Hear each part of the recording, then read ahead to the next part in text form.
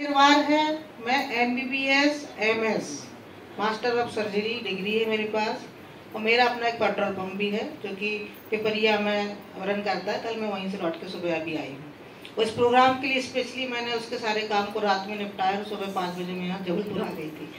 तो मेरा अनुभव, आपको पता है कि एज ए गायनिकोलॉजिस्ट बहुत सी ऐसी महिलाएं, माताएं, बहनें होंगी कि जिनके आसपास या परिवार में किसी को बांझपन की शिकायत रही होगी और उसके लिए उन्होंने बहुत जगह इलाज भी कराया होगा और उस इलाज का खर्चा भी छोटा मोटा नहीं रहा होगा।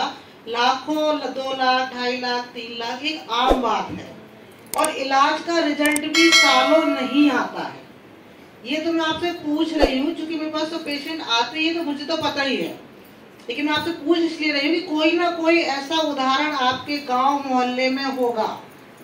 लेकिन मेरा अनुभव इन प्रोडक्टों के साथ बहुत अच्छा रहा है।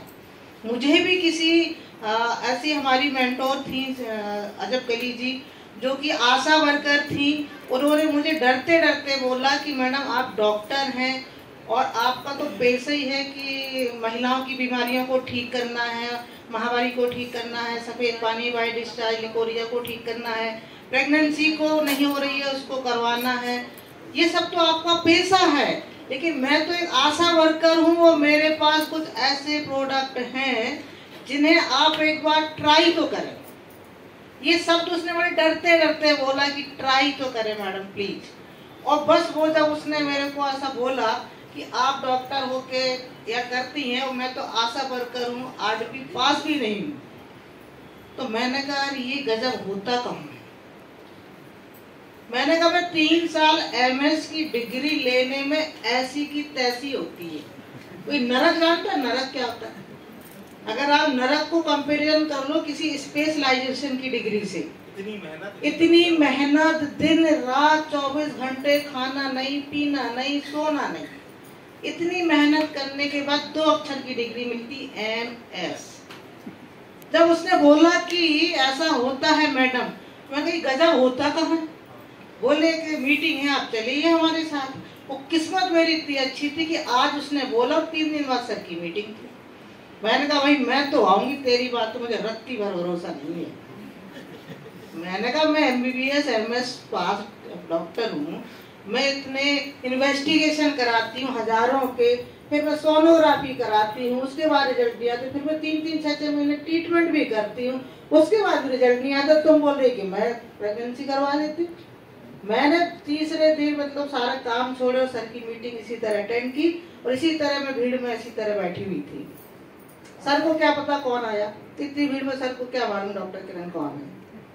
अब वो जो आशा थी वो भी बेचारी नहीं मेरे को मुलाकात करवा पा रही। बोली मैडम यही सर तो है जो हमको प्रोडक्ट की ट्रेनिंग देते हैं, वही हमको सिखाए। मैंने कहा यार तू सर से मेरी बात तो करा दे। मैडम इतनी भीड़ में कहाँ से सर को पकड़ो। मैंने कहा चलो मैं ही पकड़ लेती हूँ, मेरी जरूरत है। तो मैंने कहा सर से मैं ही 2 मिनट पकड़ लेती हूँ। सर ऐसे भागे जा रहे थे, मैंने कहा सर प्लीज रुकिए। सर भी सोचे बीच में जाने कौन आ गया। मैंने सर को अपना इंट्रोडक्शन दिया कि सर आप भी डॉक्टर, मैं भी डॉक्टर। बस मेरे पास एक यही सहारा था बात करने का कि अब सर तो इतने बड़े डॉक्टर हैं। मैंने कहा सर आप भी डॉक्टर, मैं भी डॉक्टर, 2 मिनट मेरी बात सुन लीजिए। बोली बताइए मैडम। मैंने कहा सर मुझे ये सब आपने भी सुनाया, उसने भी बोला, हकीकत कितनी है? सर ने भी वही बात बोल दिया, मैडम प्रैक्टिकल तो करो। और ये करने के बाद फिर हम लोग अपने घर आ गए। मैंने कहा पता नहीं सर क्या बोल रहे थे, सही भी है कि नहीं। और अचानक से 1 महीने बाद मेरी सासू जी को पैरालिसिस हो जाता है, फेशियल पैलिसी हो जाती है, मुंह से बोलना बंद हो जाता है। आप लोग अगर जबलपुर शहर के होंगे तो आप यहाँ की न्यूरोलॉजिस्ट को भी जानते होंगे, जो अपने अनुपम साहनी जी, वो मेरे बैच के, मेरे हस्बैंड है डॉक्टर है, उनके बैचमेट है। सबसे पहले हम लोग उनके पास गए, उन्होंने कहा CT स्कैन कराओ, MRI कराओ, फलाना डैम का जितना सब होता है नौटंकी हम लोगों का। हम लोगों से मतलब कि हम लोग जो डॉक्टर लोगों का जो तरीका होता है काम करने का, इन्वेस्टिगेशन कराओ, सोनोग्राफी कराओ, उसके बाद हम अपना ओपिनियन दे पाते हैं। 5-7 दिन उनका सब कुछ ट्रीटमेंट भी हुआ। फिर अचानक मेरे दिमाग में कीड़ा लगा। मैंने कहा यार माँ जी को तो आराम ही नहीं मिल रहा, वो वैसी की वैसी। मैंने कहा सर अब चूंकि डॉक्टर साहब की माँ थी तो मैंने कहा थोड़ा सा माँ के ऊपर प्रैक्टिकल करने से पहले डरते डरते पूछा कि सर भी है अपने, वो भी देते हैं आयुर्वेद के प्रोडक्ट, आप कहो तो थोड़ा पूछ लें। उनका पूछ रहे यार माँ जी को ठीक करना है, बस अपना उद्देश्य तो जो है, चाहे वो एलोपैथी से ठीक हो, चाहे वो होम्योपैथी से ठीक हो, चाहे वो आयुर्वेदा से ठीक हो। मैंने सर को फोन लगाया, सर ने कहा आप 95 दे दीजिए मैडम, और आप स्पाइरुलिना गोल्ड भी दे दीजिए साथ में, क्योंकि वो बुजुर्ग हैं, उनका न्यूट्रिशन पूरा हो जाएगा, और हो सके तो आप 95 रेगुलर पिला दीजिए। मैंने कहा ठीक है सर। तो वो अनुराग साहनी सर की भी दवाइयाँ चल रही थी और सर की भी दवाइयाँ शुरू कर दी, करते मरते क्या ना करते वाला सिस्टम था। और ये हुआ कि 3 दिन बाद माँ जी बढ़िया बोलने लग गई, बेटा पानी चाहिए मोहित, तो मोहित तेरे सवेरे से नाश्ता नहीं दो है।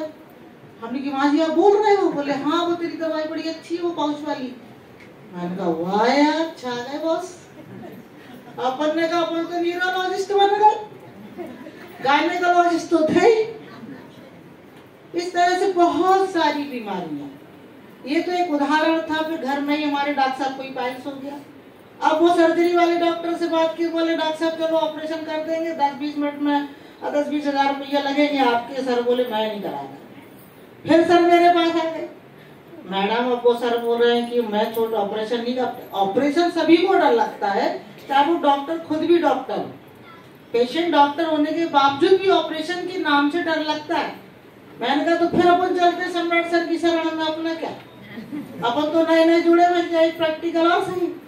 फिर सर से एडवाइस मांगा तो सर ने बोला कि मैडम आप इम्यूनो-3 प्लस दे दीजिए, निवाधैन दे दीजिए, और सर से बोलिए कि थोड़ा सैलेड इनटेक करें, वाटर इनटेक करें, सब ठीक होने वाला।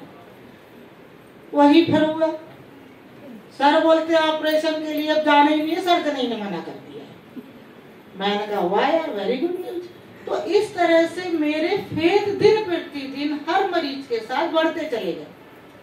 आज मेरी क्लिनिक में आप जाओगे तो आपको एलोपैथिक की मेडिसिन 20% और इस MI लाइफ की मेडिसिन आपको 80% मिलेगा। जी जी, मैं अभी बीजा डांडी में बैठती हूँ, बहुत जल्दी मेरा बिलहरी में बैठने का सुनिश्चित होने वाला है। तो बीजा डांडी में सरकारी हॉस्पिटल है, गवर्नमेंट हॉस्पिटल है, वहाँ पे मैं गायनेकोलॉजिस्ट हूँ, वहीं मेरी पास में क्लिनिक है, कैंपस ही में। तो आप लोगों से फिर से मैं विनम्र निवेदन करना चाहूंगी कि मैं तो MBBS और MS करने के बाद डॉक्टर लिख पाई, सर ने भी अपनी डिग्री करी तब डॉक्टर सम्राट सर बने, लेकिन यहाँ हम लोग ने ये फैसला किया सर के साथ मिलके कि आम आदमी स्वयं का तो इलाज कर ही ले। एक डॉक्टर के पास जाने में 500 रुपया फीस, 1000 रुपया का इन्वेस्टिगेशन, 3000 रुपए की मेडिसिन, 5000 रुपया जेब में डालो तब आपका ट्रीटमेंट होगा। लेकिन MI लाइफ आपको 2 चीजें देती है, खुद का स्वास्थ्य, खुद की सेहत और आर्थिक मदद। आप अगर मेरे पास आओगे एज ए एलोपैथिक डॉक्टर तो मैं आपकी आर्थिक मदद नहीं करूंगी, बल्कि आपकी वजह से मेरी आर्थिक मदद जरूर हो जाएगी।